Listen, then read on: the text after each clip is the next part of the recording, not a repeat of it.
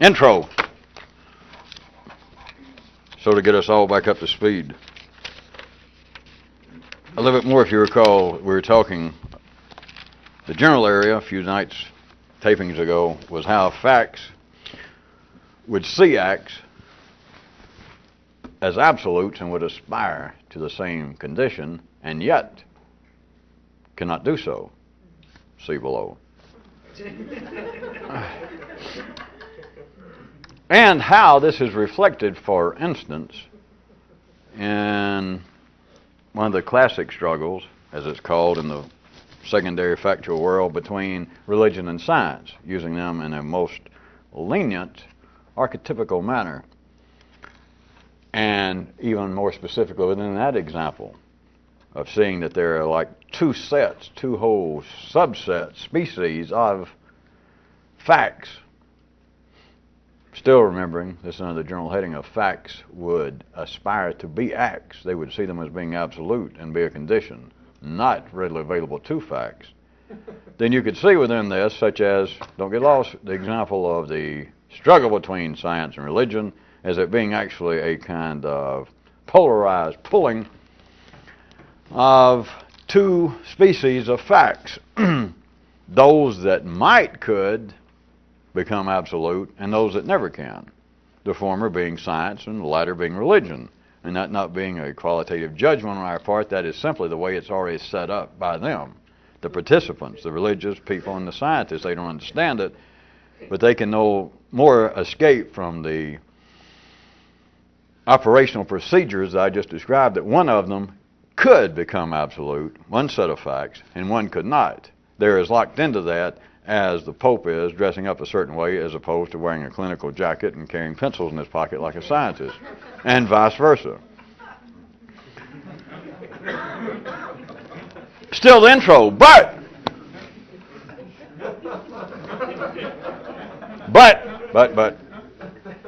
even beyond that, pushing it outward, beyond all of that, you can see this in another kind of reflection as being this kind of continuing, detailed, talked about, apparent need for man. He is driven to say that the emotions should be able to in some way be subdued, relatively speaking, so that the intellect can more readily ascend to its proper heights. Now, this is almost where we let off last time. As long as I'm there and we're in an intro, because in intro mode you can just kind of champion Jack Dupree, as many of you philosophy students understand. You can cop an intro, 4 or 5 minutes, till the tape runs out. You don't ever have to record the song. Don't write and ask me what that means.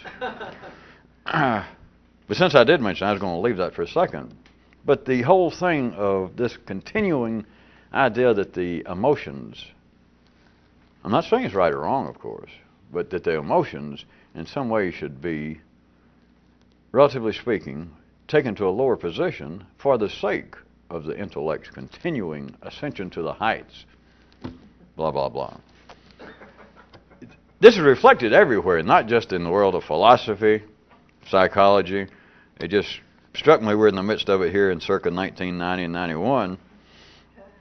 Men, capital N, the sex men, according to city tongues throughout history, that men, vis-a-vis the two sexes, are the more intellectually driven, that they are more mental than women.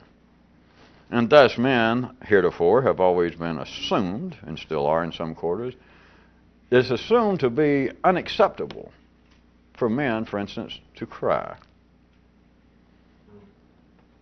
Now, we all know that there are all sorts of ragtag games played with this idea in the city, as it is with everything else, but look at the energy behind what that is actually saying in regard to what we're talking about, because what it is really a reflection of, what they're saying is that the higher end of the nervous system, the cortical end, those kind of functions should be or have been when it was thought that men shouldn't cry. But remember, it's not just sexual. You remember what I was pointing out, that men have always, even women said it. Sometimes they used it, ordinary women in the city used it as a kind of accusational whip. But still, men, vis-a-vis women, have always been considered, by and large, to be more driven by the thought processes, whereas women by the emotions. Look at what that actually is, though, of it not being acceptable, or that men operate in a certain way as opposed to women. What they are really talking about is that the cortical function should be overseeing and controlling the older, limbic-based operations. Thus, the kinds of things that would make people cry. Now remember, this is not really just sexual. Don't get hung up on that. It's just this has been the basis of it, since everything on this planet must be polarized, including our forefathers and mothers, or we wouldn't be here.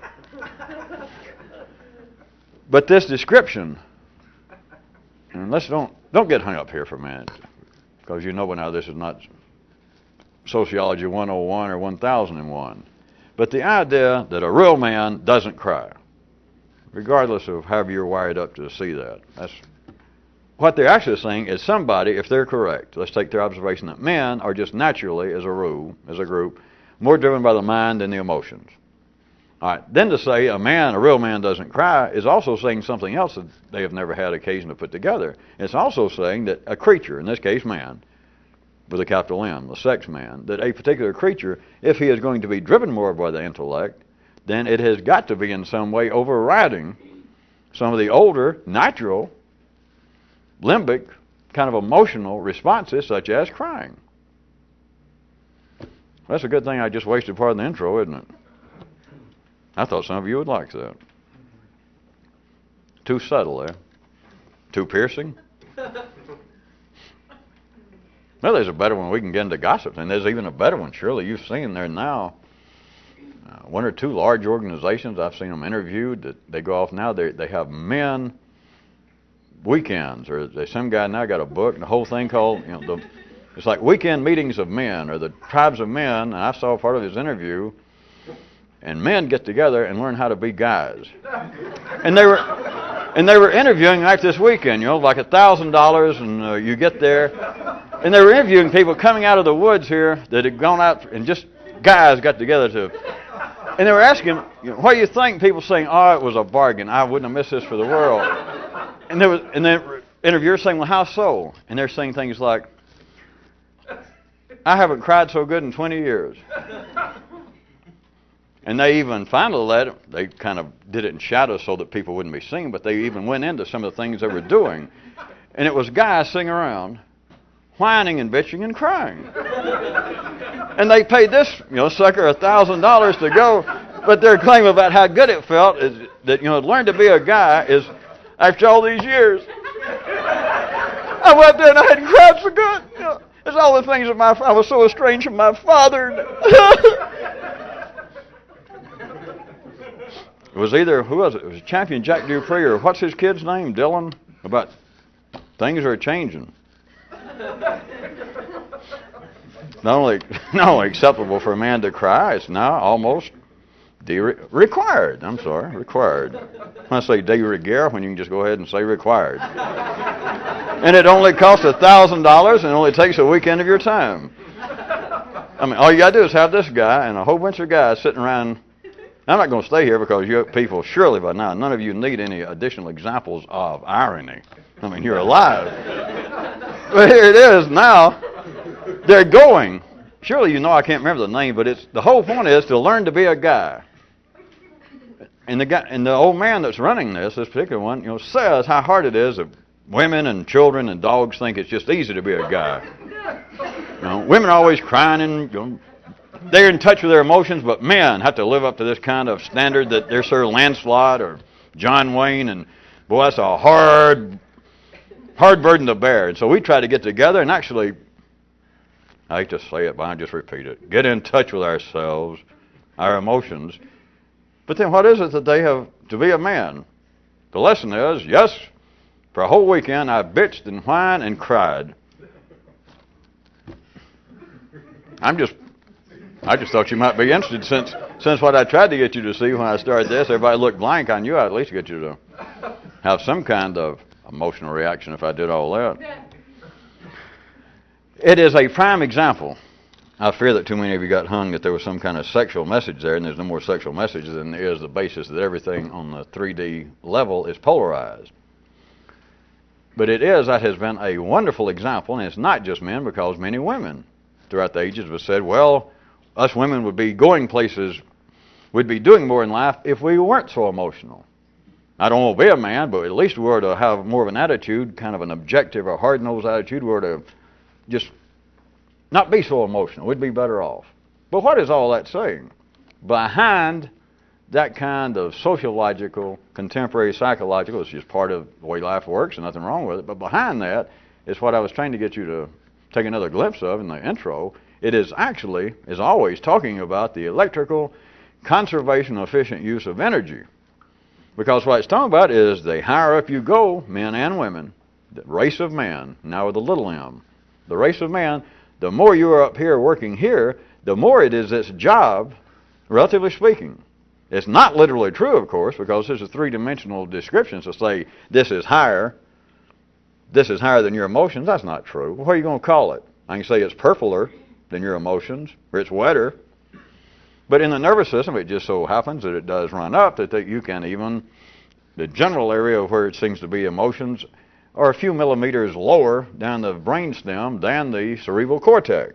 And so in a sense you can say, well, the limbic system somewhere in here, human emotion here, and we can cut it here and you won't cry. Move up a little bit higher and cut it and you can't think. So it just fits, but it's not literal. It's not literally limited to saying, well, this is higher, but it is this. Since that is the way it is moving, life has made men, race of men, capital small m, in the sense that the intellect, in some way, in certain areas, has got to have some sort of overseeing power over such things as, and what I thought would be a prime example for some of you, men shouldn't cry. Now, I brought it a little more up to date now. I guess you've got enough women out there hunching it in the rat race that they would say, now, a woman good dressed up, an attorney or an accountant, you can't cry. You bring out an idea, and if somebody there in the firm looks at you and goes, geez, that's a dumb idea. I can't cry, because men don't cry when that happens. They might get in a fist fight. But, one attorney or in an advertising agency, one guy didn't turn to another one and say, God, that's the worst idea I ever heard. And this other guy go, well, if he does, I can guarantee you this, they're going to talk about the man later. And so even women now say, well, you just shouldn't do it. It's just not, whatever seems to be the factual rationale, it's just we shouldn't do that. But what they're actually reflecting is the movement. The weighted movement, where it is more necessary for things to be oriented in the human nervous system electrically, and it's higher up here, and it should be having, what they're reflecting, it should be having some kind of additional, increasing control over lower, older emotional systems. All right. So that's the way you feel about it. But now,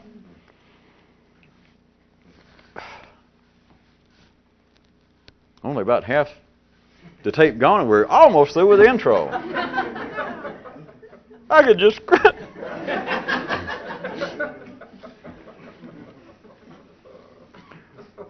All right. At least be able to stretch it. There's even more where I was trying to drag you as soon as we got out of the intro mode. Is beyond all of that.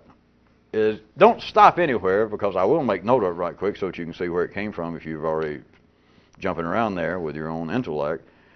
None of this, the basis of it, the verbal basis, the historical basis, not the electrical understanding or insight into it, but the use of discussing this is not new. It's been going in religion, and it's oftentimes referred to as the battle between animal, and if we were talking about the Christian world, of course, the animal baser instincts as opposed to more Christian instincts, or more Jewish instincts, more Muslim instincts, and it is in, I guess, more humanistic terms, that kind of apparent struggle between the id and the superego, or somewhere in Freudian landscape, between just the carnal old instincts of man and his conscience. Now, all of that is reflective of something, but it is not for any particular use. It cannot be left simply at a psychological, sociological, or a religious level. May we consider that the intro is completed? I will. So now, you understand all that was one sentence for the last 20 minutes? I guess that's why some of us are not well-known authors. Man's writing's not bad, but my God, they have executed all known forms of punctuation. Plus, why if everybody had to hold their breath and listen as long as you could hold your breath and talk? I'll let Kyroots deal with that. Well, here's what I was going to try and get you to see. On the basis of all of that, if you would stretch your thinking processes onward, outward, upward, and try to see the matter more on a level that would be pertinent to, not academically, but more pertinent to a more complex view of the race of man, almost the institutional level of humanity itself, continuing to blossom like a balloon going out. At that level, all of what we've been talking about could be better described as all of this that we've been discussing, that I've been talking about, could be described as facts attempting to override acts.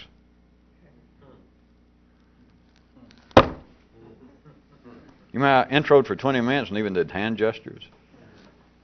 Think about it. It is, from an electrical view, everything from all religious, mythical ideas of there being some good aspect to man, some good possibility, and then some evil, some profitable aspect of man, some aspiring, achieving, civilized possibility of man, and of course always otherwise, always withal. Psychologically, Freud took it apart. In other ways, the Greek mythological writers took it apart in their own way. Religion has certainly taken it apart. Common wisdom has taken it apart. But consider it, from our division of the world into acts and facts for the time being, all of this, on a more electrical basis, could be seen as the attempt for facts to override acts. That is a more comprehensive, contemporary example, assuming that we're all comprehensive and contemporary together. That is a much more operational description of one's conscience, taken away from any local view of, well, over here one group says it's the conscientious thing to do is to do this, and another group says, well, that's not necessary. You can bypass all of that, or to say, well, one group is civilized, they call themselves civilized people, they don't mind sacrificing young virgins once a year to their gods, whereas this other group says you should not do that more than once every 2 years. You can get past all of the apparent local versions of this if you see it as all of this being facts attempting to override the world of acts. That is a more telling description to certain people. I hope. You could even see it, how about this? You could take it saying facts attempting to override acts, and you could say that this would be, in fact, even a more, just in general, galactic view and map of the civilized march of man the thinker. It just gets down to three-dimensional local levels, and it comes out in the only ways it can. There's nothing wrong with it, but it comes out psychologically. It comes out as religious axioms. It comes out as conventional wisdom truisms. It comes out as the feeling that we simply have got to be better people. We've got to be more civilized. We've got to be more humane, more charitable, more honest, more anything. We've got to all get better haircuts. Whatever it is, you're describing one force, apparently, that whoever's saying it, and assuming he's sane, and he is reflecting somewhere at least his local conventional wisdom. He's saying what we need is to be more charitable and have better haircuts in his community. He's a reflection of it, and they go, yes. they're saying, even if they don't say. Plus, we got to watch out for those trolls and those people that live in abandoned Willises and old Hudsons who have terrible haircuts. They don't even have to say that. If you just say what we need to do is be more charitable and have better haircuts, just because of the nature of polarized speech. You know that is as opposed to whatever. If you can see this, you can abandon all of these apparent local skirmishes, not just at the local place of the good haircuts and the charitable people against the uncharitable bad haircuts, but that whole group as opposed to a group down the street that says, well, we don't mind, we agree with being charitable, but haircuts have nothing to do with it. It has to do with the kinds of trousers one wears. You can get past any, which is always extant, any apparent conflicts, pros and cons between these two locales, between any locales, because the march of progress, whatever it be called, under whatever guise, the march is, what I am giving you a description, is the attempt, the continuing drive for facts to override acts. That is what Homer was fooling with, that was what Confucius was fooling with, Buddha, Freud, anybody that's ever sat around and had any thought about, well,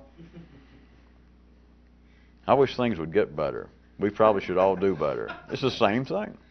That's exactly, because anybody could say things must be better. They're already a factual person. That is, they've got an intellect that's thinking, or they couldn't think that. Even you and I can agree to that. So, without them knowing it, they're saying the facts with me, with everybody else. But the facts should be taking precedent. They should be going into some kind of override over acts.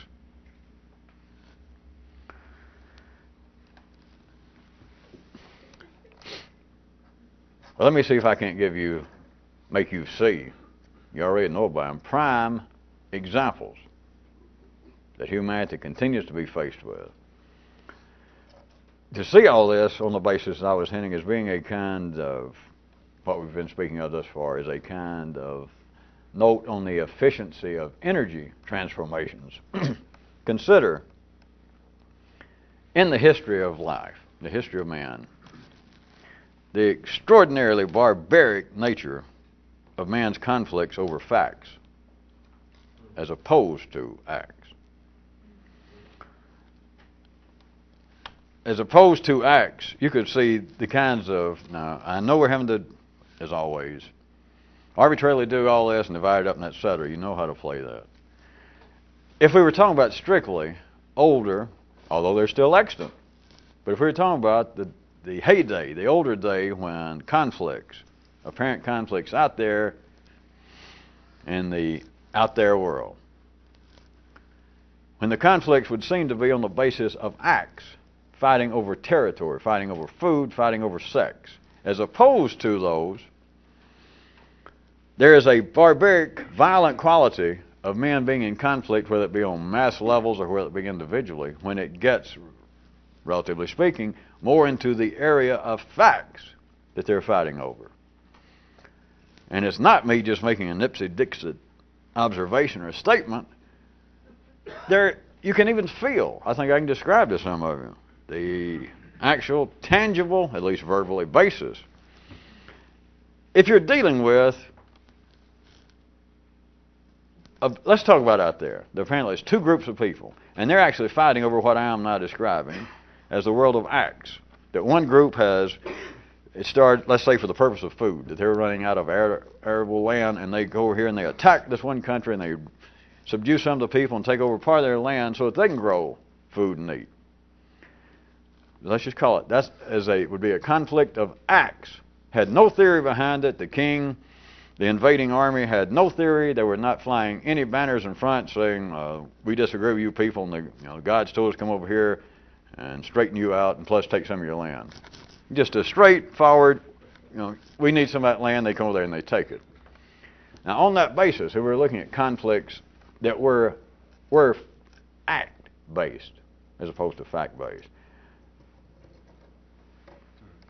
there are several distinguishing aspects And I will trust very shortly, like a good slingshot dropped around your head, you'll be able to come from me tongue out here to putting this in here.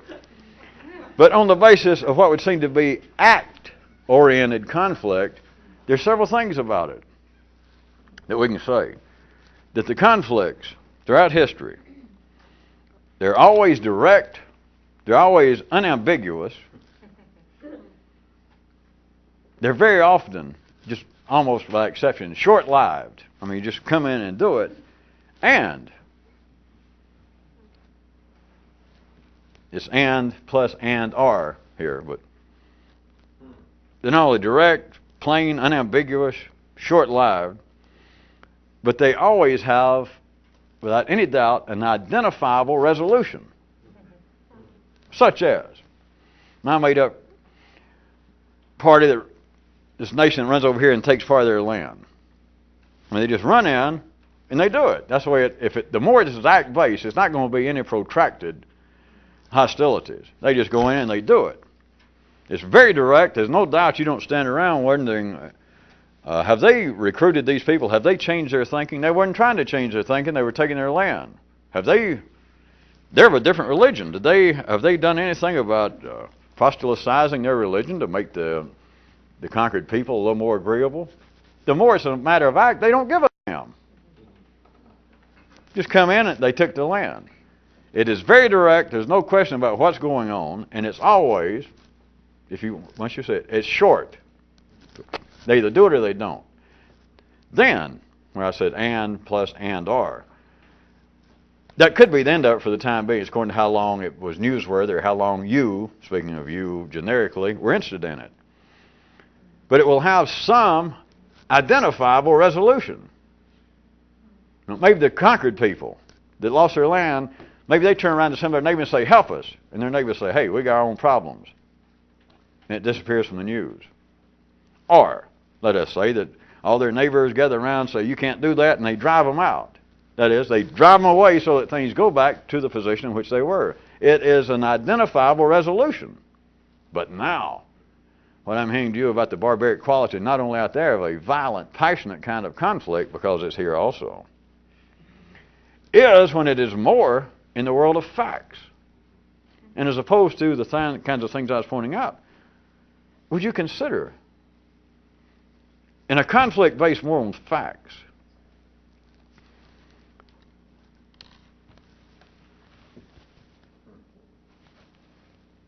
the conflict seems very unstable, almost spongy, and without any doubt, it is absolutely of an unabsolute nature. Follow me right quick. If one country, instead of attacking country A, attacks country B, instead of, on the basis of wanting their land, on their basis that they're of the wrong religion, and they go in, same kind of army, same number of people that go in there and wreak havoc, in a few days you'll hear the news, whether we're talking about if this was 500 BC, 700 AD, last week. Let's assume there was some kind of news and you could turn on your CNN and they say they've gone in and the other country seems to have put no longer any resistance that we can see from our satellites and our spies.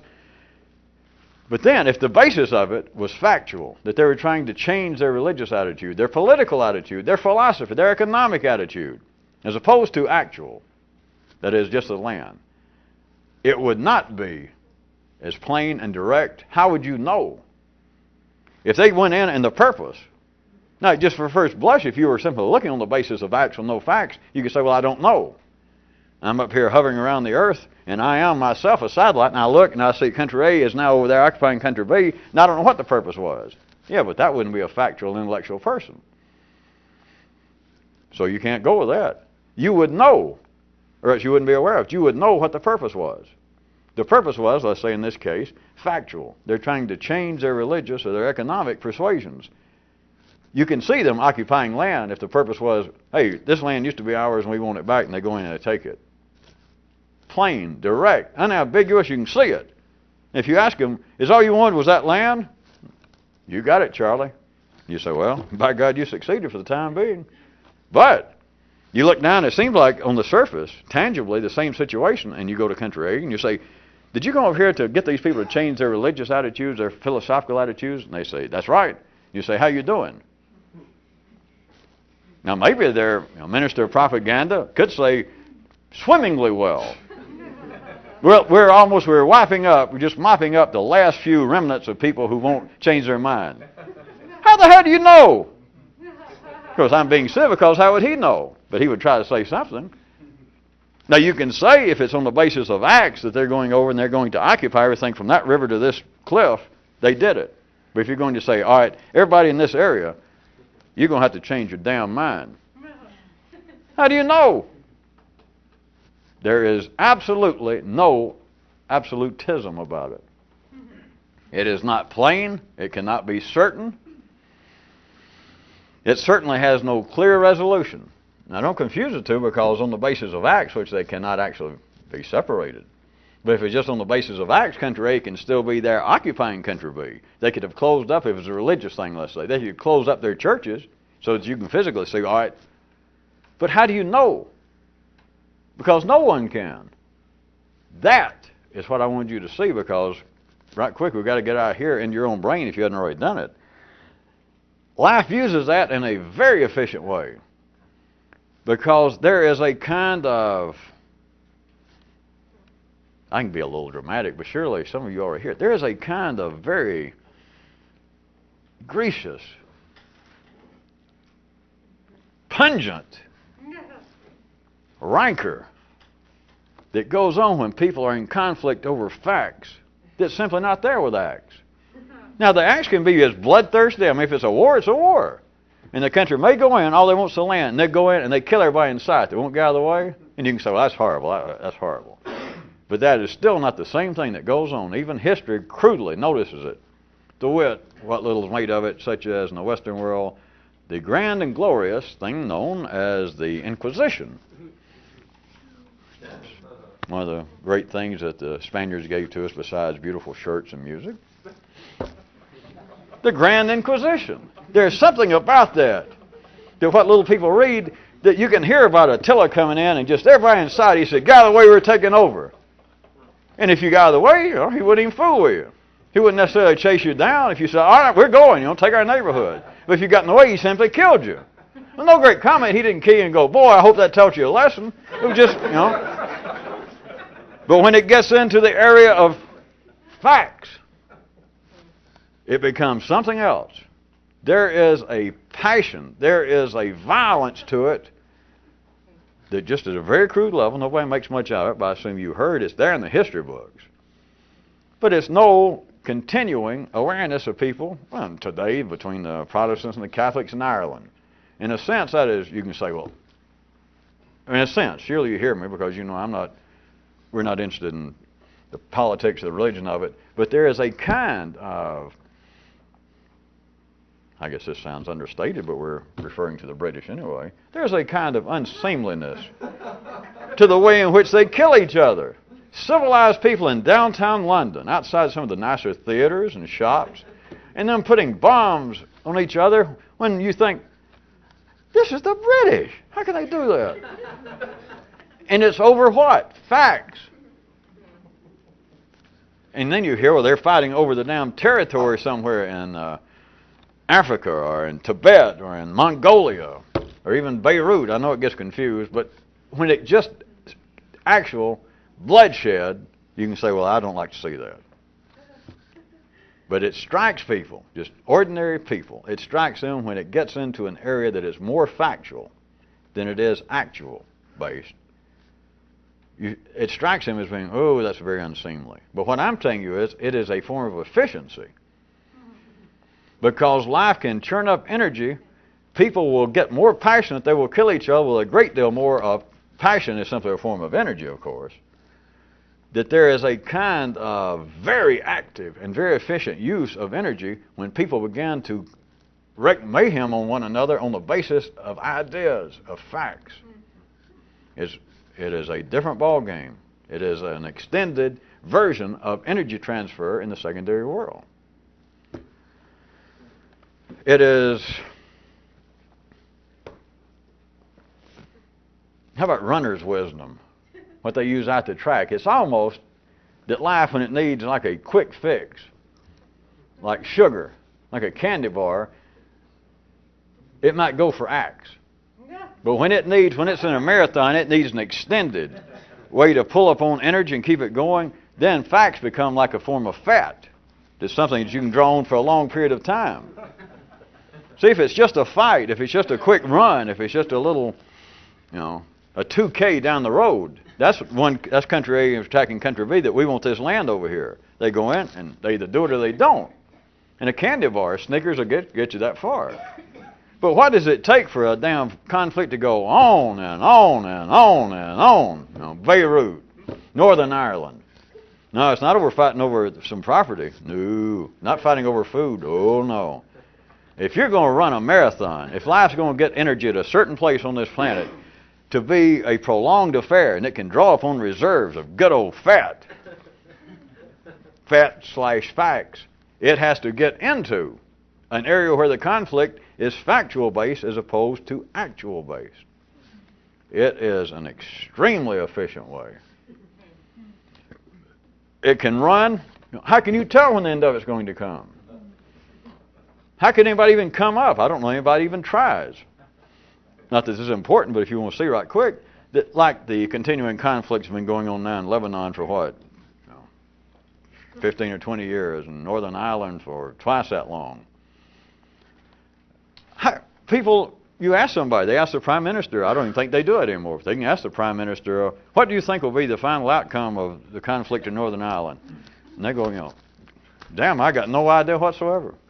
Or they ask people in Beirut, they ask some Muslims over here, some of the splinter groups, they ask the Christians, how can we stop this? Literally, that's what they're saying. It's not like, well, if Group A will just get off our land, we'll be all right. That would be if it was on an actual basis. And of course, now, if somebody really pushed it, I guess, and they say, well, how can you stand there and say that? You're out there killing, you've got young kids every morning, your own children going out, and they get up early in the morning, have some oatmeal, and recite their ABCs, and then they get out a Tommy gun. They got an AK-7 and go out and they're fighting. How can you say that you don't know? And the guy, if he really tried to get factual or intellectual, he might say, I know that sounds silly, now that you mentioned. I just suddenly came to my senses. Now, it does sound ridiculous, but I'm going to tell you the truth. Now, they couldn't do this, but maybe this will help some of you get a little gun. They would have to say, you know what? This has gone so far. I'm going to tell you the damn truth. I'm not even sure how it got started. I'm not sure why I'm out there fighting. I know it's that I'm a Muslim. There's some other Muslims that are more conservative. And in fact, I know there's some Christians down here, and I know that the Christians shoot at me. But when it gets down to it, about the why, because up until 20 years ago, those of you who don't know, just for an example, is Lebanon was the Paris of the Mediterranean. It was just a peace-loving casino, big-time, nice party place, good, safe banking. It was a boom country.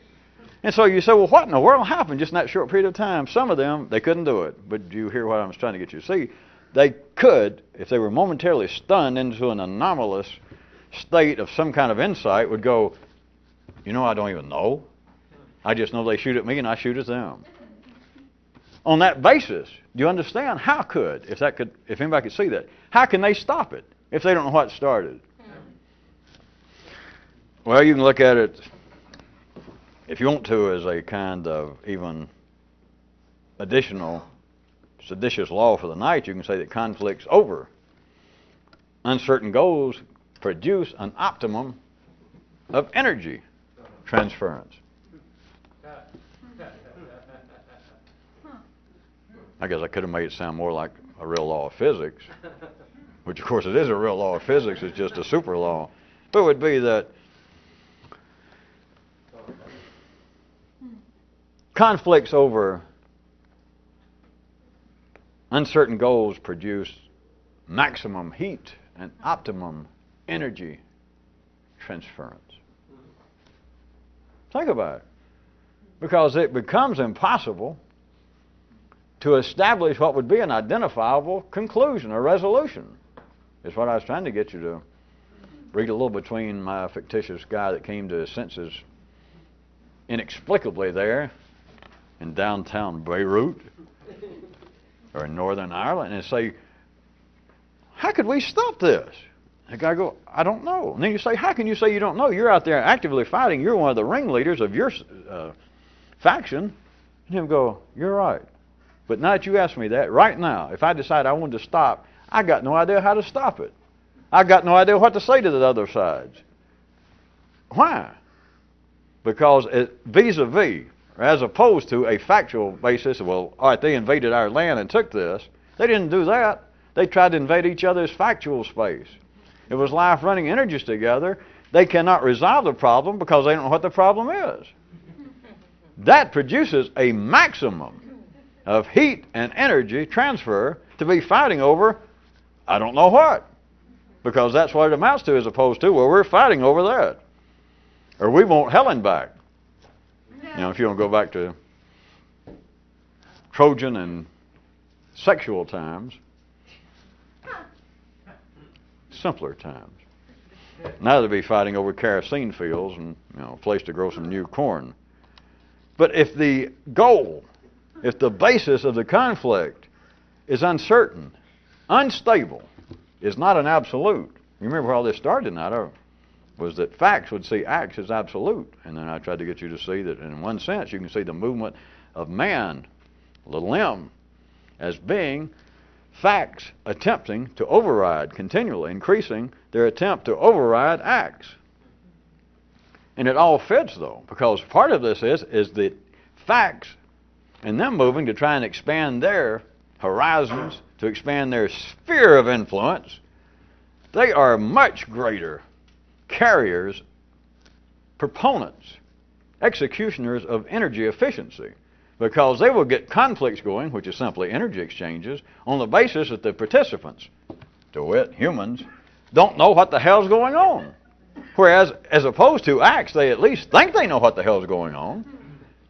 If right now, circa 1991, I guess you can see, if right now, if we jump down and ask the United Nations force in Iraq, what are you fighting over?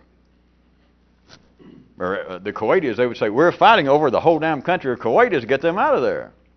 Quite simple, quite direct. Anybody can understand it, and we know what the resolution will be. All parties announce, or all parties on one side announce, the end of it will be, those pushing the conflict, the end of it will be when they pack up everything and get over that line.